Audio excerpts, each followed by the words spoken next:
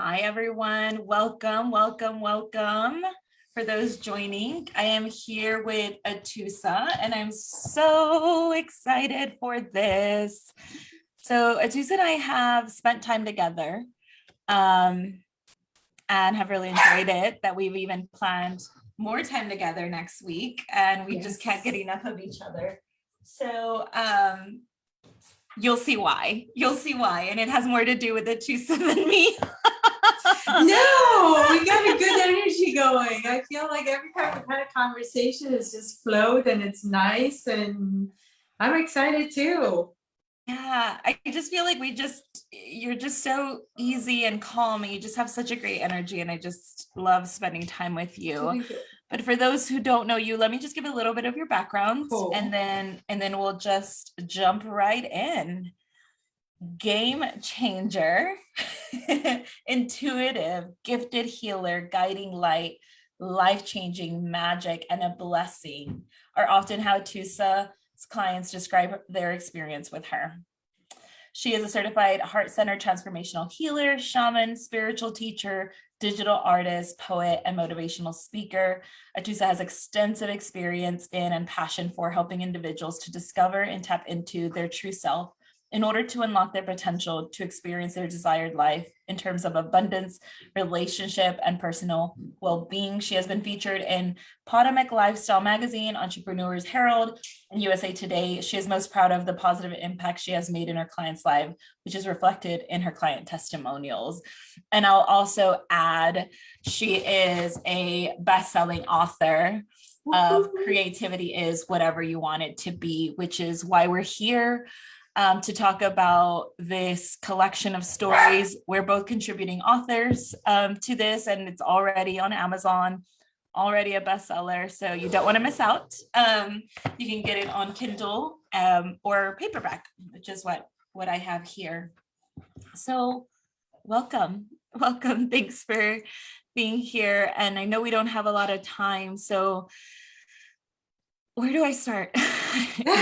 you have a story, and you share it fully in your chapter. You have life experience. You've been there, done that. No one can say you haven't. And now here you are, you're healed, you're well, you're joyful, you're at peace, you're calm, and you're helping others. And that's a beautiful thing.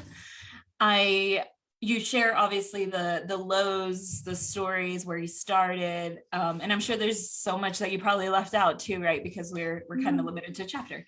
But I wanna share your poem that you have at the end. I just love it so much, and then maybe we can jump off from there. It's called Create Your Life Web, and it says, "You are the creator of your life, so be creative and patient when building your life web. Weave your dreams, add magic, add love, be gentle and grateful. Trust in your creation and the universe, for nothing is created without purpose."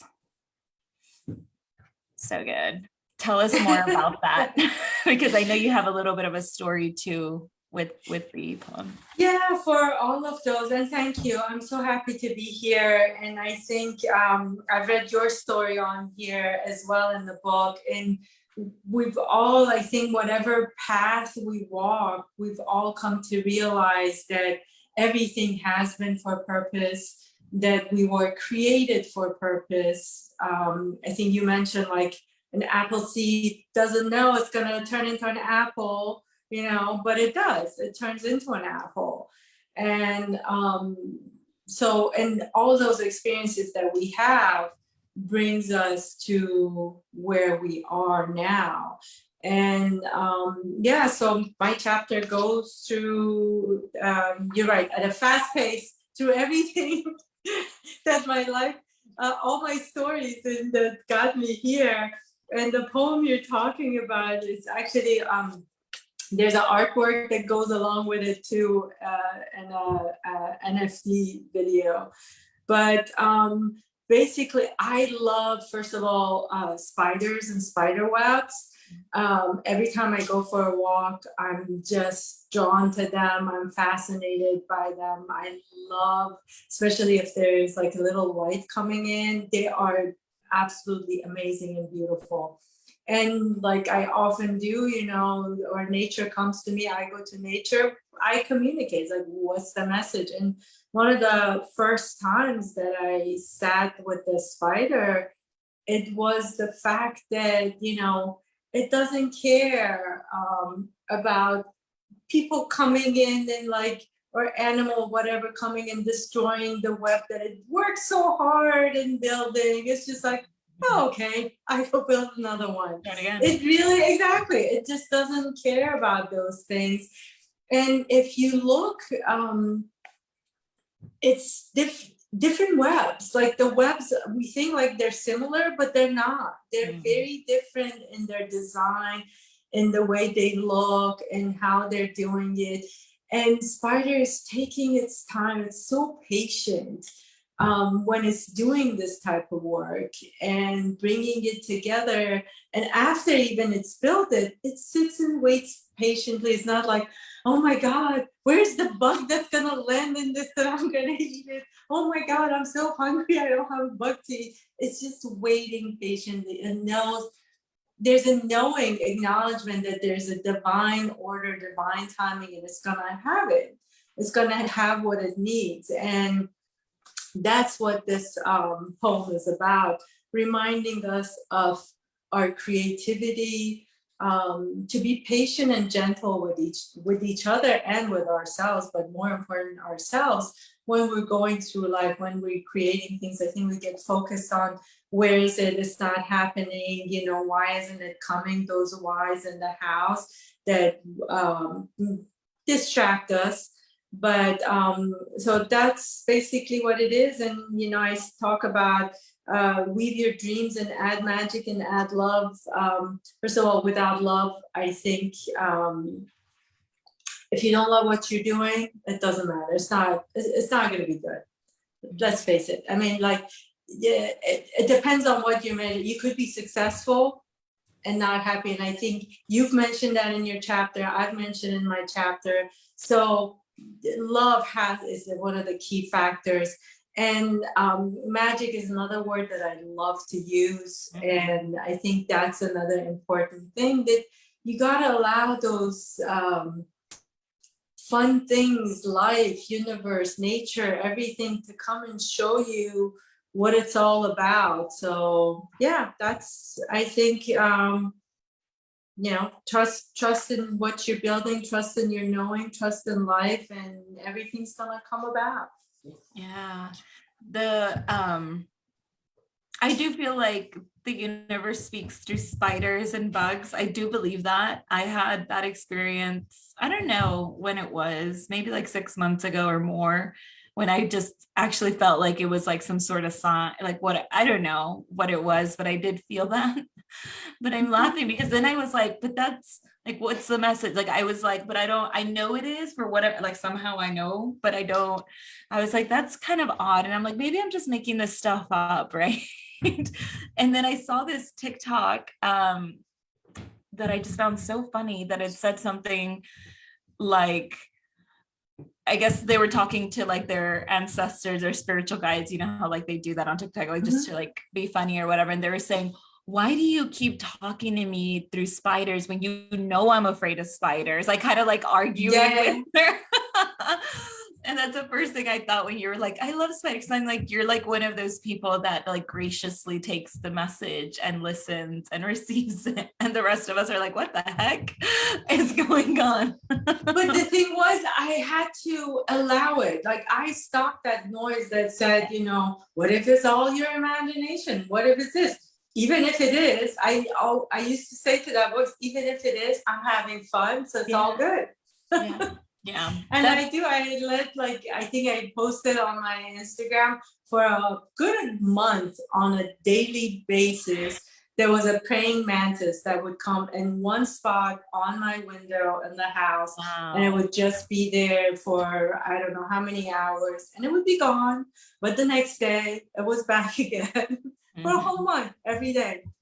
That's amazing. I love that. Yeah. So I definitely believe that. And even as simple as like, I'm here is a message. I see you. I'm with you. You know, like I feel like sometimes it's so simple and, you know, like the messages are all around us, but some of us, you know, we're not tuned in to listen. But so I love that. And one of the things that stood out to me in the poem was the word patient, which I think you talked about it already a little bit. But I think that's that's a part that I think a lot of us just, yeah, like we just want it done and we want it now and all of that. And why did you feel like that was important to include? Because I think that was the biggest part of the message that the spider shared. Patience. Patience. It patiently is even weaving that, because it takes a lot of time for it to even create the web. And it takes patience to create that.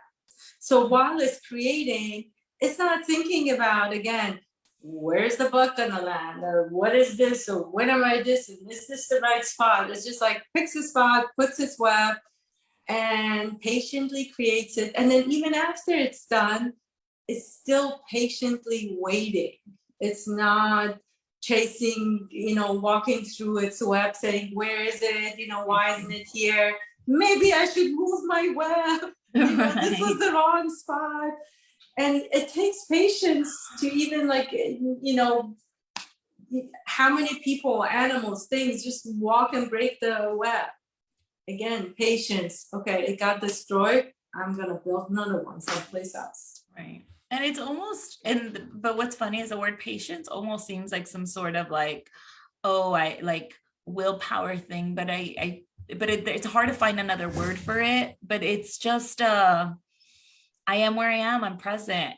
I'm here. I'm doing what's in front of me. It's, so it's not even this like, all right, I'm sitting, tapping my foot. I'm patient. I'm not doing it. Like, it's not even no. I think it's hard to find a word for it, but I totally know what you're saying. I like what you said, presence. It's you're present with everything it is. And I think patient for people becomes hard because they have an expectation of an outcome or of a way of things to be or wanting things that stops them from being patient. Patience is very easy if you're doing what you love. If you're present with everything that is around you, within you at the moment, then it becomes easier. Right. I love that because it's like, patience does not mean waiting. Yeah. You know what I think that maybe that's where people get messed up because they're like, you want me to wait? You want me to hang tight? And it's like, it doesn't mean the same thing. I think that's the key message. You shared a lot. You spent a lot of real estate talking about the hardships that you've been through. What did you hope that people would get out of the chapter or kind of knowing that aspect of you? Because I'm sure it's probably something that you don't talk about often, or maybe I don't know. You do? Okay, so then tell me how you use it. Tell me more about it. Yeah. Because my goal, I think, even before I started this work long time ago, when I felt like I wanted to help people, was a lot of times people don't relate to their teachers or gurus, and they think like, oh, the guru one day woke up and became a guru or whatever it is. And I always share that aspect with my clients, especially when they really come to me in a tough place. And some do, like they're like, there's no way you can get me out of this. Like they don't see any way out. And I share with them, let them know, if I can do it, you can do it. Yeah. I've gone through all this. And if I can do it, anybody can do it. And that's the biggest thing. That's the reason I want them to know. And, for me, I use my life, I use myself as a guide for them to see that anybody can do it. Yeah. It's not just like, oh my God, this person, because that's the other thing you hear is like, well, it's like I got these gifts that were magically given to me. And then some other people, when they were giving out gifts, they said, okay, Atusa, here, we give you these. And no, not for you. I'm like, no, that's not it. Everybody's got it. Yeah. Everybody has it. Everybody's got it. And it's a matter of tuning into it, tapping into it, and also what you want to do with it. You don't have to do what I do. You can just get yourself in a good, happy place and go do whatever you love. Use it in your daily life, use it for your family. But yeah. So that's why I think I share my story. And I do, all my clients know. Yeah. And I think your superpower, I guess, if I'm sure there's many, but I think you can really hold space and help someone that's in that dark, deep, dark space where I know a lot of coaches or a lot of teachers, not teachers maybe so much as, but like other people can help people like when they're already motivated, when they're already like, okay, I can help you scale, I can help you, all of that. And they don't really want to go to the deep trauma or they're like, go see someone else for that. And I think like, you're that, like Yeah. I don't think there is a place dark enough that you don't, that there is still light there. Thank you. I appreciate that. No, that's lovely. It took me at the beginning when I started, I did not want to say I do shadow work. And I then at one point I embraced it. And because I don't like that word shadow work, then I realized but it's what people know. So I use it in my website or my profile.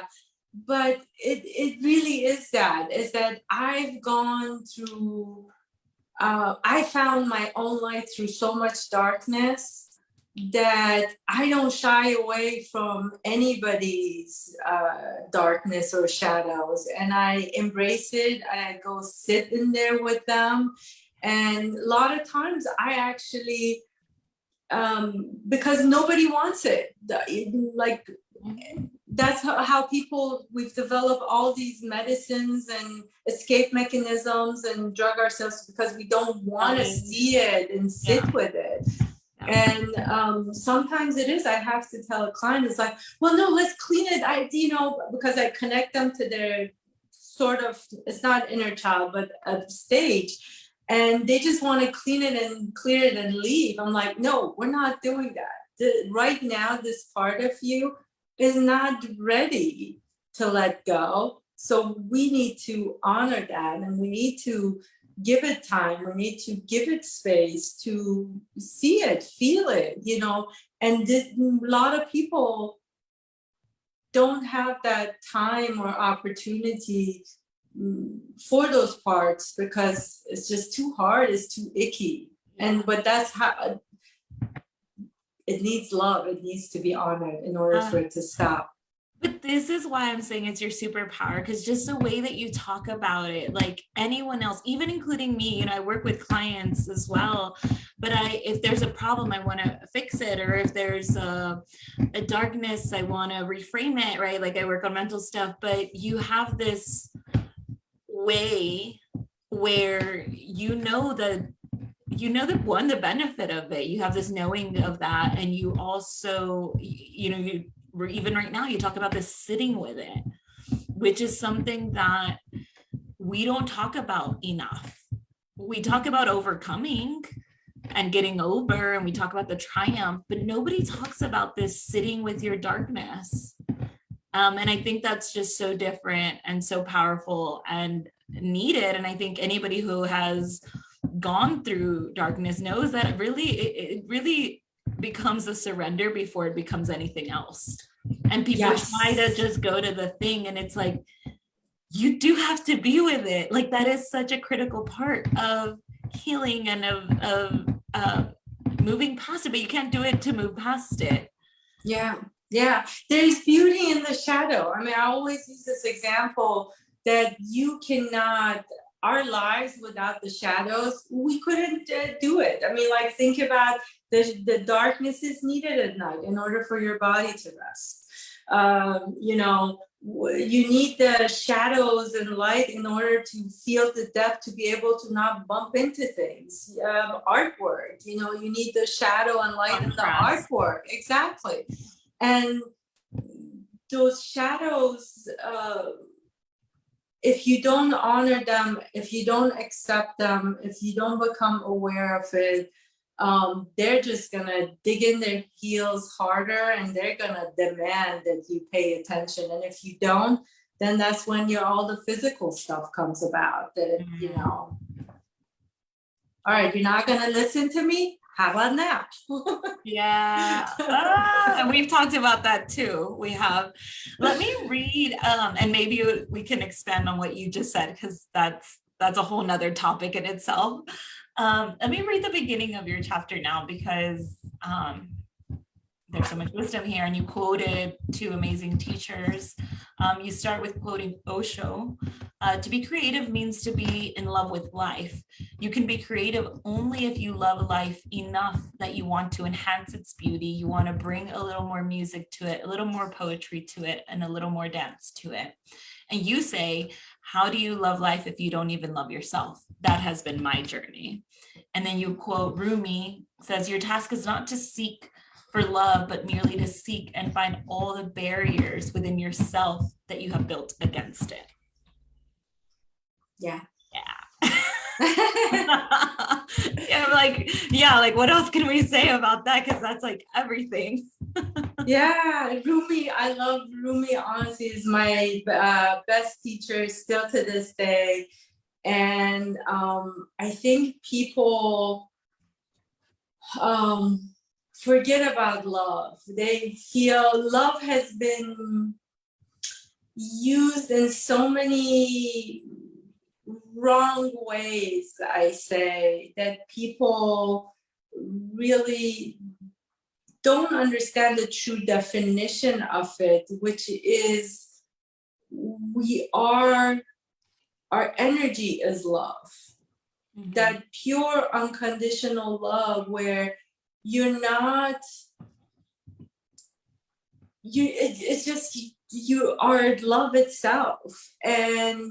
And then they think, okay, then if you're love itself, that means you love everybody and everything they do, you love. And then you're always happy, and, you know, all that stuff that comes with it. It's like, no, when I love myself, that means I'm loving and accepting all of me.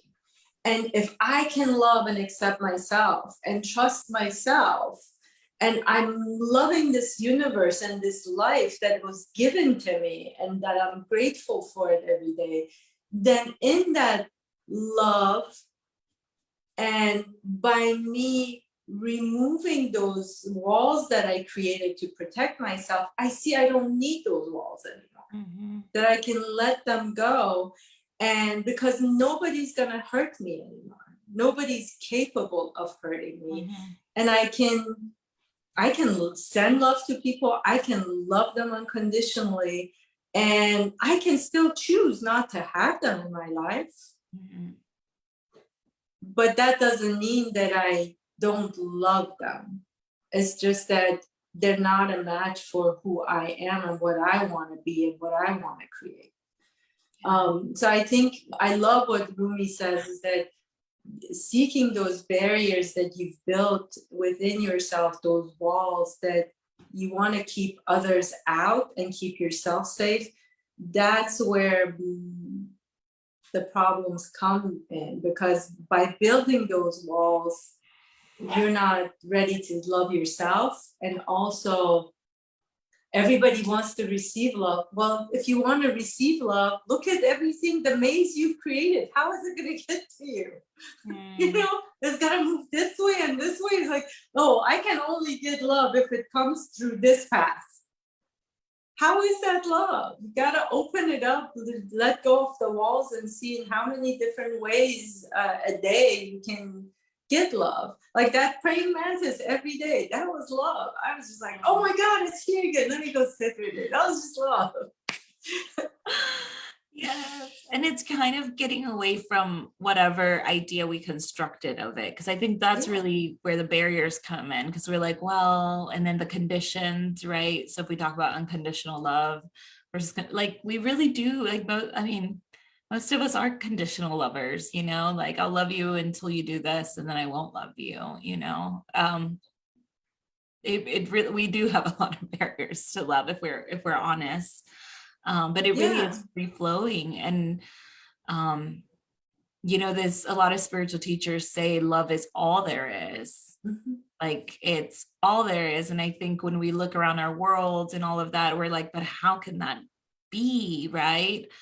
How can love be all there is? And I had a teacher kind of try to help explain that by saying, you know, even in the way that we see like maybe people harming each other, or, you know, especially with all of the lack of unity, I guess, in our country, things like that. It's like, that's whatever people do, it's because they love something, whether it's an idea, a person, like they're, or themselves, like they think that, you know, it's something's being attacked, or that if this doesn't happen, like it's still, even if it's love of money, you know, like it's still, actions are always coming from love, whether it's, you know, distorted or blocked or narrow, it's still love. It's like you love this so much that you're willing to hurt someone else or to steal or to, you know, like do whatever it is. But it's,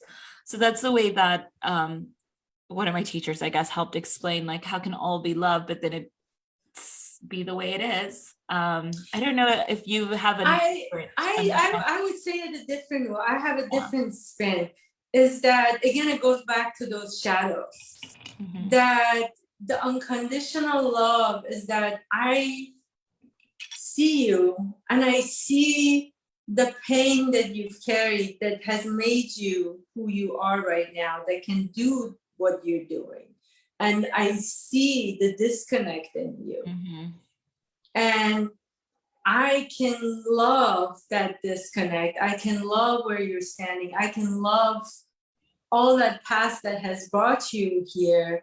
And then there's a hope and a pray that in that love as well, that I hope that love in you sparks, because once I'm seeing you, once I'm bringing you that love, that I'm seeing you for who you are and all that stuff that's behind you that made you this, hopefully me seeing all of that is going to spark that light in you so that you can start to see it yourself. Mm-hmm. And change things, that you can bring the love out, the unconditional love out. Yeah. Because we are in this state because of so many disconnects, and we've carried, each one of us has carried so much of the past into the now, whether it's from generations, from our own families, even gender, you know, everything, that whole separation since, I don't know, beginning of time. And one is that's brought us to here. And the other part is that fear of death. Mm. That everybody since beginning of time, they wanted to be immortal. And, you know, how can I extend my life? How can I be immortal? How can I, and that's the other part. Those two, I think, has been the factor of bringing us to the chaos and havoc we've created for not just ourselves, but for our planet. Yeah. And I think the first one about like loving others unconditionally and their whole selves, I think starts with loving yourself and your whole self, right? Which I think still goes back to the shadow and all aspects of yourself. Someone sent me a video. It's kind of like a cartoon thing, but it was saying, talking about self-love and saying, there's all these aspects of us that we sometimes criticize, that we're like, well, I wish I wasn't so much like this, whether physical or characteristics or whatever it is. But I guess the message was, but I'm still loved. Like there's people in my life that love me. And if I didn't have these aspects of me, and since it was a cartoon, it was like kind of removing these parts, right? So when I don't have these aspects of me, there's less to love. So it's kind of like by being me with all the everything, there's Yeah. more love Yeah, for all those exactly. around me. But then like once you accept that within yourself, then you can see others the same way. But you can't start to love a whole somebody else if you haven't loved us, because right, like that's when we get uncomfortable. It's whenever I'm seeing you being that person that I told myself I would never be, that's when I'm angry at you because you're showing that aspect of me. And so I think that's when we start to have those conditional loving exchanges, which are more than, it's, it can show up really destructive. Yeah, it has to start with you. It has to. I mean, I always say that too. It's like, Gandhi has the best quote, whatever you want, you got to be that and be the change you want to see in the world. And that change, I mean, he's not saying, he's not talking about money and, success or any of that. He's basically saying, you want love, then you got to love yourself. You want peace, you got to find peace within yourself. All those things that you want out in the world, first you have to attain it in yourself so that you can create it in the world. Otherwise, you won't be able to. Right, right. So shockingly, we're out of time. Hey, we'll continue it in my show next week. Next Tuesday, tune in. I want to give you time for any final words, because I mean, there's so, we just scratched the surface of your chapter and of course of the wisdom that you hold. So any final words, and then also if you can share how people can connect with you. I did include your website on the Facebook Live so people can access there, but final words and how people can connect with you. Final words, I think we said it, we brought it to a great point. Loving yourself. Go love and accept yourself. Find whatever you've built against loving yourself or accepting yourself. Start there. And you can get in touch with me. My website, which is my first name, last name.com. My Instagram is at Atusa R. So my first name and first letter of my last name. You can DM me. All my information is actually on my website. And Hollis and I have a podcast live on Tuesdays. We call it Goodbye Bullshit, Hello Happiness. And that's exactly what it is. And you mentioned in your chapter, getting rid of the bullshit, all those rules and stuff that we built so that we can live our happiest life and best life that we were meant to live. So yeah, any way you want. And I'm happy if you guys want to reach out, questions, anything, please do so. DM me. Yes. Okay. You guys know what to do. Go follow Atusa, Facebook, website, or Instagram. Thank you so much for your time. And also there's a couple more interviews today. So for those watching live, please stay tuned. The next one starts at the top of the next hour. And if you haven't gotten the book and you want to learn more about all the amazing authors, it is available on Amazon. Just search Creativity Is, whatever you want it to be. All right. Thank you. Thank you. Bye.